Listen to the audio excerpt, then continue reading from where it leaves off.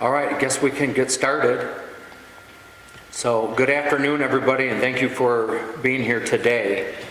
We had a lot of media questions and some concerned citizens, and we thought it would be a good idea to answer a couple questions as best as we can and as many as we can.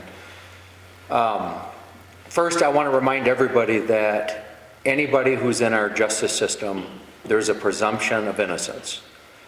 And it's no different with this case. So we've got an individual who is now in custody, but the Fifth Amendment protects him, and I have the burden as the prosecutor to prove beyond a reasonable doubt anything that I've charged him with.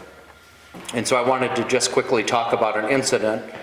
I can tell you that an incident happened on May 30th, and there was a report, and law enforcement has investigated, it turns out, a home invasion and 2 counts of criminal sexual conduct on minor children.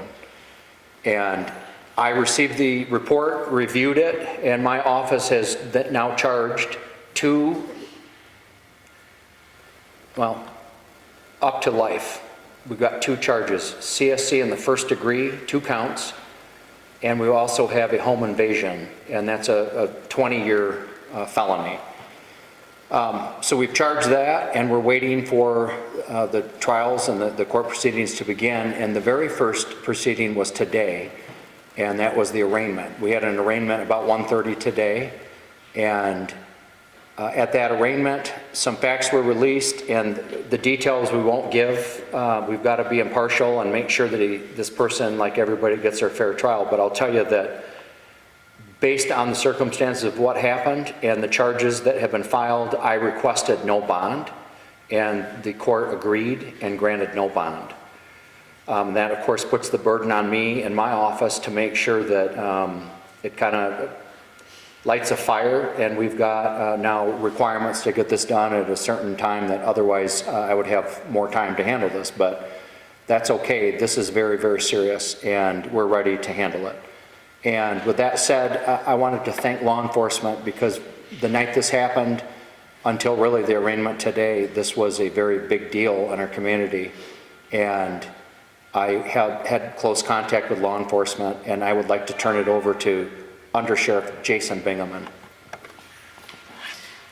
Thank you. My name is Jason Bingham. I'm the Undersheriff with the St. Joseph County Sheriff's Department.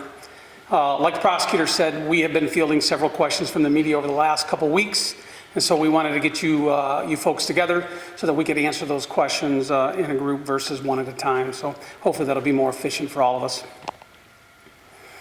Obviously, this case is a pretrial case for us, so being able to get into the specific details of all the investigation is not going to be possible at this time, but we are going to try to give you some insight into what led us to the apprehension of this suspect. I'd like to start by saying this. My deepest concern is for the victims in this case.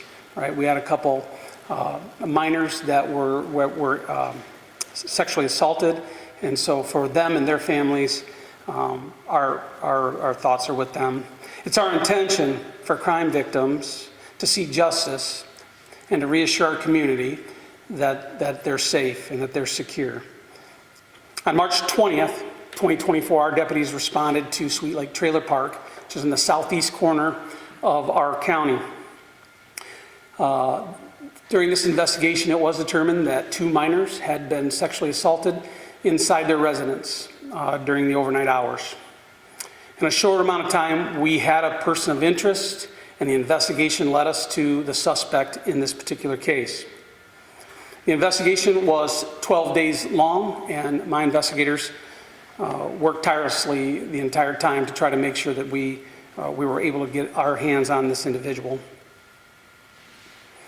The suspect did flee the state, and we located him in Fort Wayne, Indiana.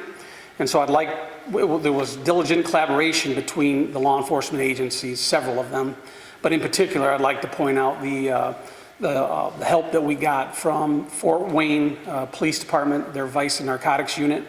They helped us tremendously in the apprehension of this individual. I'd also like to say thank you to the Sturgis Department of Public Safety, as they were instrumental in the initial investigation. After his arraignment today, Miguel Hernandez Ruiz, 26, was charged with 1 count of home invasion, first degree, 2 counts of criminal sexual conduct in the first degree. And he's lodged in the St. Joseph County Jail at this time with no bond. He also has an immigration detainer. Hernandez Ruiz is a Mexican national, but he was residing in the city of Sturgis at the time of this incident. His status is simply that he came here in 2021 on a temporary work visa. That work visa expired in December of 2021, and he remained here.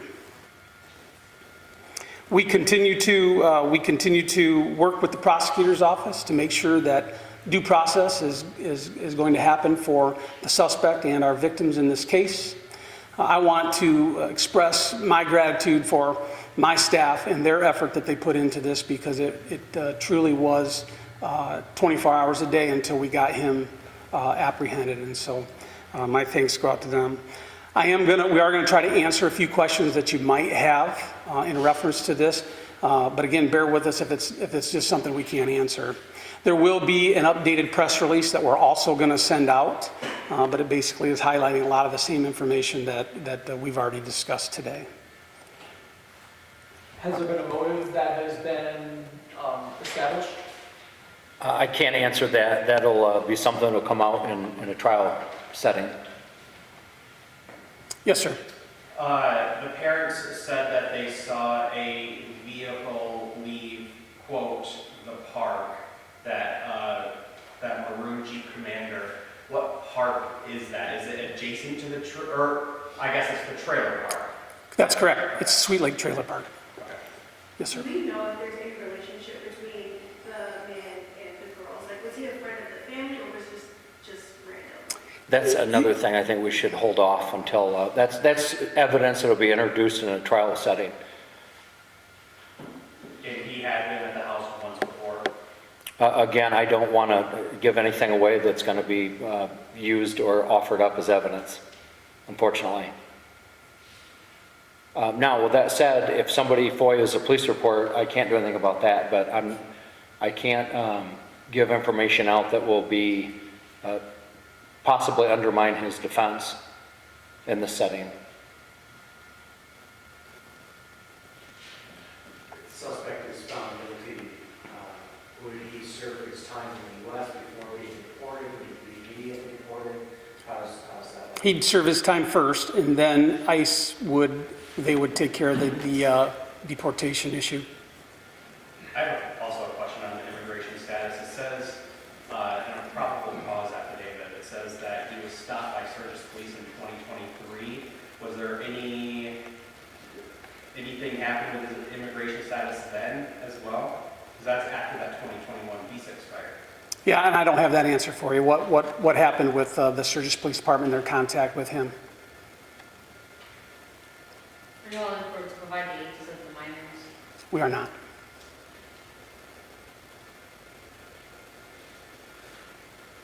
Jason, you know, initially the Sheriff's Department said that there was other law enforcement agencies in Indiana that helped out. So can you talk a little bit about the cooperation between these agencies and how it led to the arrest?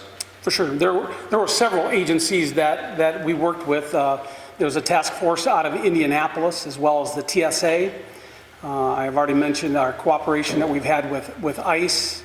And so there were multiple people. And so essentially, we knew that the suspect was in the Indiana area. But certainly, knowing his background, we were concerned that he was a flight risk. What connection did the suspect have to Indiana?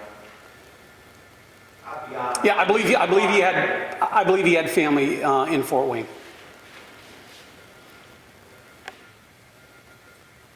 Thank you, everybody, for being here today and for your interest in caring about the community.